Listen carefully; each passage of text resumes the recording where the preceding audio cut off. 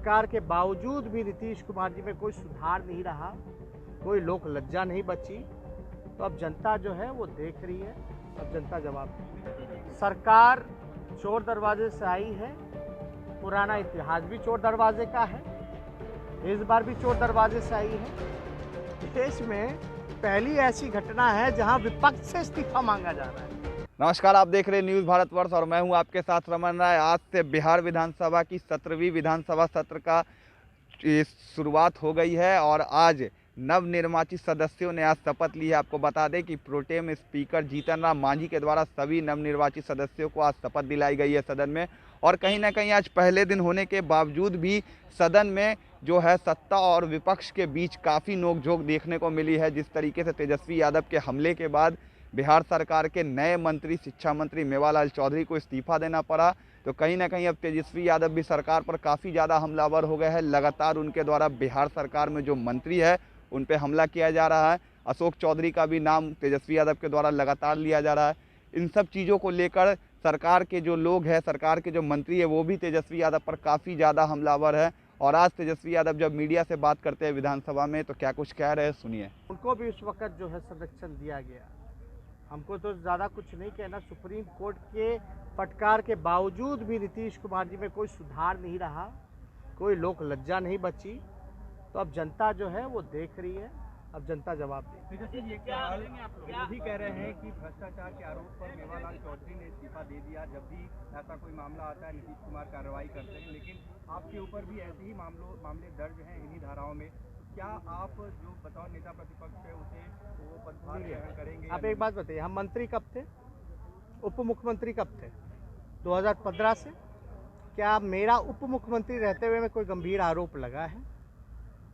ये तो तब के पॉलिटिकल वेंडेटा राजनीतिक षड्यंत्र वाले केसेस हैं जब मेरा मूंछ नहीं था। तो ये तो जग जाहिर है ना। और हमने तो कई बार कहा है, और पिछले ही विधानसभा में पिछले सेशन का जो रहा, हम पहला व्यक्ति है जो कहता रहा कि भाई जल्दी चार्जशीट करो, जल्दी चार्जशीट करो। तो हम तो लगातार कहते रहे और मामला को डाइल्यूट करना, जो ईमानदारी से जनता के सवाल को उठा रहा है, जो जनहित के मुद्दों को उठा रहा है, जो असल मुद्दे हैं, जो जनता के लिए लड़ाई लड़ रहा है, ये तो चाहते हैं ऐसे लोगों को बदनाम करना।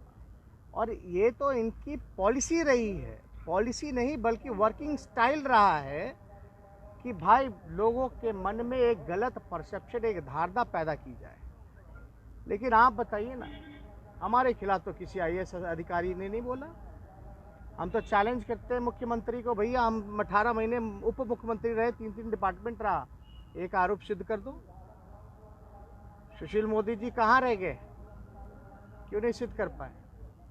तो उनको बयानबाजी के लिए वो कुछ भी स्टेटमेंट दे दे, वो सब जानते हैं। तो लेकिन नीतीश कुमार की कोई जिम्मेदारी होगी कि नहीं होगी बिहार के मुख्यमंत्री की? उनकी जवाबदेही है कि नहीं है जनता के प्रति? जोर जबरदस्ती जैसे तैसे जो भी बने हों, अब लेकिन बन गए हैं तो जवाब तो देना उनका फर्ज बनता है। और ये तो अद्भुत है, आज हमारे देश में पहली ऐसी घटना है जहां विपक्ष से इस्तीफा मांगा जा रहा है। इससे ज्यादा हास्यास्पद और क्या हो सकता है?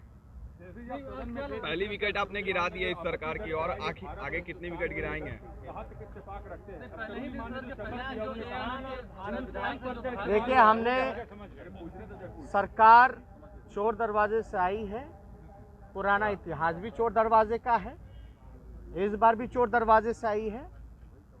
जनता ने जो जनादेश दिया, इसमें महागठबंधन की जीत हुई है।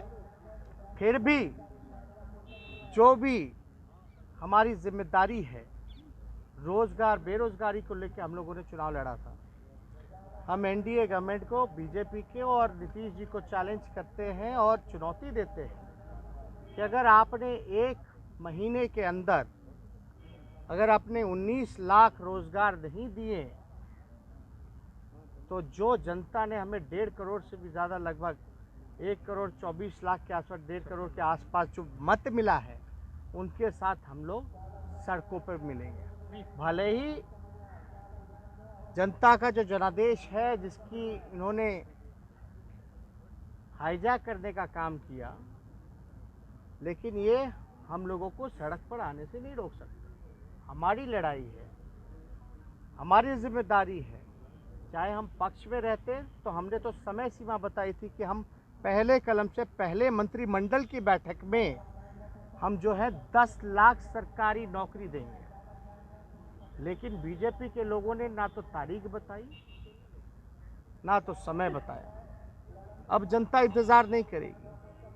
बिहार बेरोजगारी का केंद्र बना है और 1 महीने के अंदर अगर 19 लाख रोजगार अगर इन लोगों ने नहीं दिए तो जनता के साथ जन आंदोलन, हम सड़क पे उतरने का काम करेंगे। तो साफ तौर से आपने सुना जिस तरीके से तेजस्वी यादव लगातार कह रहे हैं कि जिस तरीके से मुख्यमंत्री नीतीश कुमार चोर दरबारे से फिर से इस बार अपनी सरकार बना ली। बार बार उनका ये कहना है कि नीतीश कुमार जो है भ्रष्टाचार के विश्व पितामह है, लगातार उनके जो मंत्री है पूरे भ्रष्टाचार में लिप्त है। और अब जो अगला नंबर है कहीं ना कहीं जो उनका भी है और उनके कई सारे मंत्रियों का भी है। और साथ ही साथ तेजस्वी यादव ने बड़ी बात ये कही है कि जिस तरीके से बीजेपी और एनडीए गठबंधन ने 19 लाख रोजगार की बात कही है, अगर अगले 1 महीने में 19 लाख रोजगार बिहार के युवाओं को नहीं दी जाती है तो तेजस्वी यादव एक बड़ा जन आंदोलन बिहार के युवाओं के साथ मिलकर करेंगे।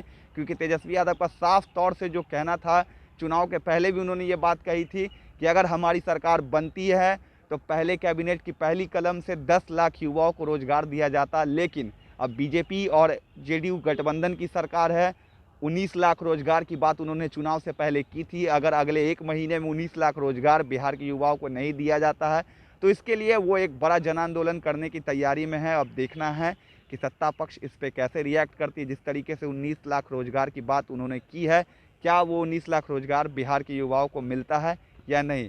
कल भी विधानसभा सत्र चलेगा, 27 नवंबर तक ये शीतकालीन सत्र चलना है। बाकी के तमाम अपडेट्स के लिए आप देखते रहे न्यूज़ भारत वर्ष।